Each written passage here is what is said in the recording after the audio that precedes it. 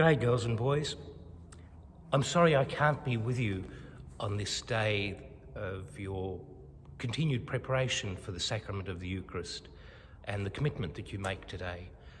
So I wanted to leave you a message. And first of all, I wanted to commend you and congratulate you and thank you and your teachers for the ways that in these difficult times you've been preparing for the sacrament of the Eucharist. The ways that you've done your other studies and learning online at home. And it's a real joy to have you back at school. School is an awful place when you live close by to it, when you don't see students. So I personally am grateful that you're back. But I just wanted to say something briefly about your preparation for the Eucharist. We will have the Eucharist celebrated early next year, but today is just a formal way of acknowledging your preparation over the last several months, even from home and then now back at school. And you make a commitment today, and we as parishioners also commit ourselves to you to pray for you in these final months of preparation before you actually do celebrate the Eucharist. One of the things that I wanted to say was that all the sacraments, they're not just once events. They're not just a day that you can celebrate a ceremony and then you go home and have a party. And it's only right that you do celebrate with a party. It's only right that you have family together with you. It's a joyful day, but it is the first day of the rest of your life to be especially close to God, close to Jesus, and allow Jesus into your life on a regular basis. So the first Eucharist that you have isn't meant to be the last Eucharist. It's meant to be the food on which you feed your inner self, your deeper self. Just as our bodies need food to keep us alive, to keep us developing and growing, so the food for us as Catholics and as Christians is the Eucharist. It feeds our deeper selves.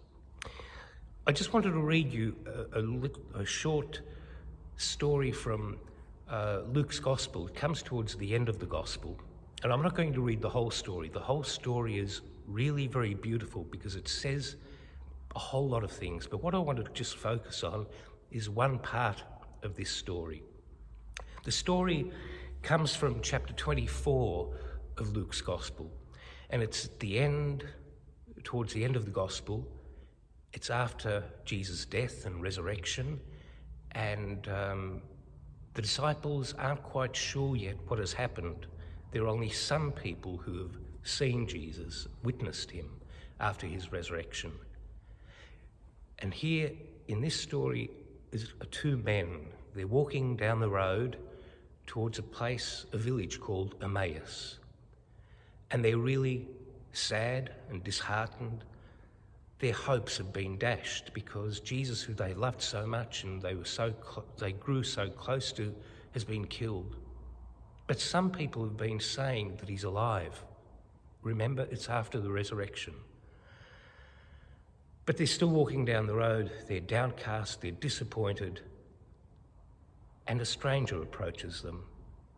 And this stranger begins to talk with them and enables them to tell the story of why they're so sad, what their disappointment is. And Jesus tells them that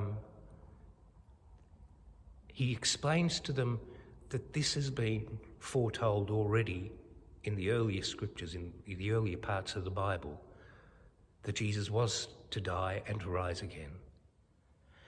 And then just when they go to a house where they are intending to stay, Jesus is going to walk on.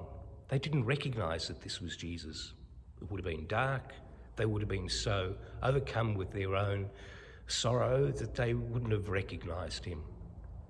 But then when Jesus is about to go on, they invite him in and they share a meal together.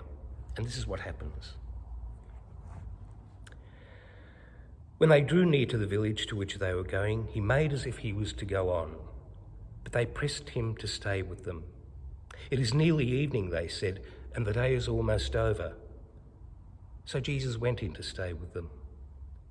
Now, while he was at table with them, he took the bread and said the blessing. Then he broke it and handed it to them. And then their eyes were opened, and then they recognized him. But he then vanished from their sight. And then they said to one another, "Did not our hearts burn within us as he talked to us on the road and explained the scriptures to us?"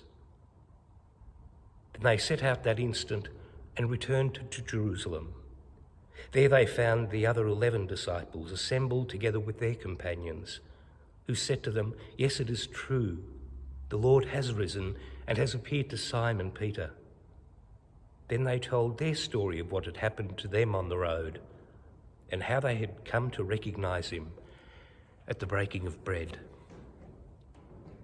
The reason I read that out is because it's only when we're closely connected to Christ that in the midst of all the troubles that we can have in our lives, and Jesus enables us to see more deeply, see through all the stuff that's happening in our lives, and enables us to recognise that he's with us. That's why it's important that the Eucharist, receiving communion, becomes a part of our daily living. Jesus enables us to have a deeper understanding of what is going on in our lives and in our world. So as you make your commitment today, as you continue to prepare for the sacrament of the Eucharist, be aware of the deep, close relationship that Jesus invites you into. May you feed on him.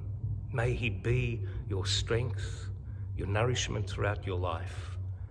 And may the preparation that you have for the first Eucharist that you will have be a time of real joy for you.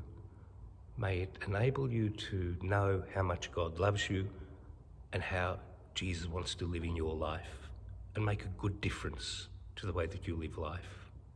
Thank you. Have a great day.